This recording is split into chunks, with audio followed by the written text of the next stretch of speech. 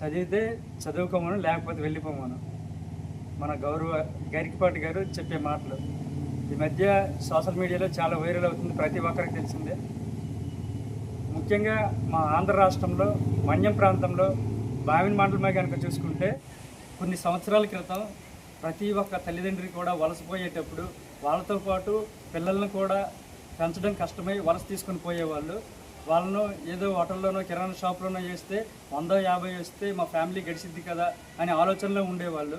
ఇటువంటి ఆలోచనలు మారాలి అనే ఉద్దేశంతో గవర్నమెంట్ అయితే మధ్యాహ్న భోజన పథకం కూడా పెడితే 1 నుండి 10వ తరగతి వరకు ప్రతి ఒక్క పిల్లలు కూడా చదువుకు వస్తారు కదా, పనికి వెళ్ళకుండా అనే ఉద్దేశంతో, మంచి ఉద్దేశంతో ఈ యొక్క మధ్యాహ్న భోజన పథకం అయితే పెట్టింది.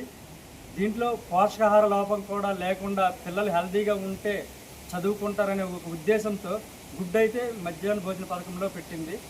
చాలా మంచి ఉద్దేశంతో ఈ యొక్క పథకం పెట్టడం పేద ప్రజలందరికీ ఎంతో మేలు. ఇటువంటి దానిపై ఇలా విషం చిమ్ముతూ మాట్లాడడం అయితే కరెక్ట్ కాదు. ప్రతి ఒక్కరు కూడా ఆలోచించండి.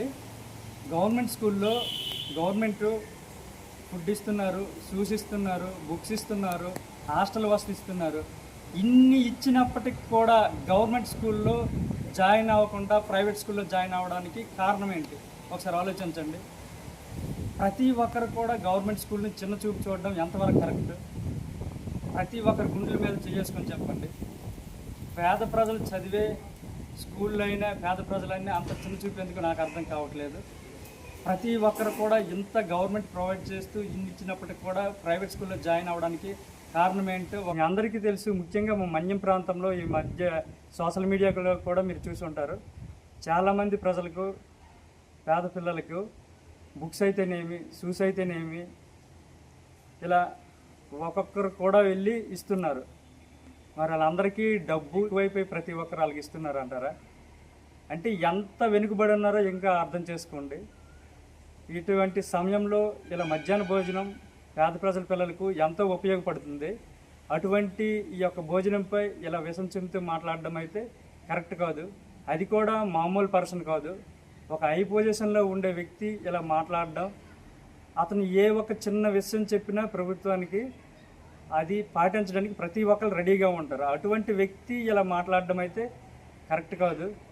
ఇటువంటి వ్యక్తులకు సమాధానం చెప్పాలి అని అంటే ఒకే ఒక ఆయుధం చదువు. ప్రతి పేదవాడు చదవాలి, వాళ్ళ తలరాతను మార్చుకుంటూ ముందుకు వెళ్ళాలి. ఈ మధ్య కాలంలో పేరెంట్స్ మీటింగ్లో నేను ఒక టీచర్స్ మాట్లాడుకుంటే విన్నాను. ఈ వ్యవస్థ మారాలి అంటే మనం చదువుకునే చదువులు ఒక చిన్న మార్పు చేస్తే మారుతుంది అని అక్కడ ఉండే టీచర్స్ మాట్లాడుకుంటున్నారు. క్లాస్ రూమ్లో పిల్లలు చదువుకునే ప్రతి సబ్జెక్టుతో పాటు పిల్లలు హెల్తీగా ఉండాలి, ఉత్సాహంగాని స్పోర్ట్స్ పీరియడ్ పెట్టారు. వీటితో పాటు స్పోకెన్ ఇంగ్లీష్ పీరియడ్ కూడా పెడితే ఒక 5 ఇయర్స్లో ప్రైవేట్ స్కూల్లో జాయినింగ్స్ పోయి గవర్నమెంట్ స్కూల్లో జాయినింగ్స్ ఎక్కువైతాయి అని అక్కడ ఉండే వాళ్ళు మాట్లాడుతున్నారు. ఎందుకు అని ఆ రీజన్ ఒక మాస్టర్ అడిగితే పక్కన అతను చెప్తున్నాడు, ఇప్పుడైతే ప్రజెంట్ అయితే ఇంగ్లీష్ అయితే విలేజ్లో అవసరం లేదు, కానీ ఫర్దర్గా జాబ్కి వెళ్ళాలనే వేరే విలేజ్ వెళ్ళి వాళ్ళతో టైప్ అయి మాట్లాడాలి అన్నా, ఏ కంపెనీకి వెళ్ళాలన్నా తప్పకుండా ప్రజెంట్ ఉండే జనరేషన్లో ఇంగ్లీష్ అనేది అవసరము.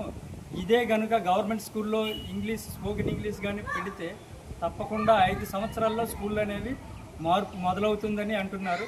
ఫుడ్ ఎలా బాగుందా?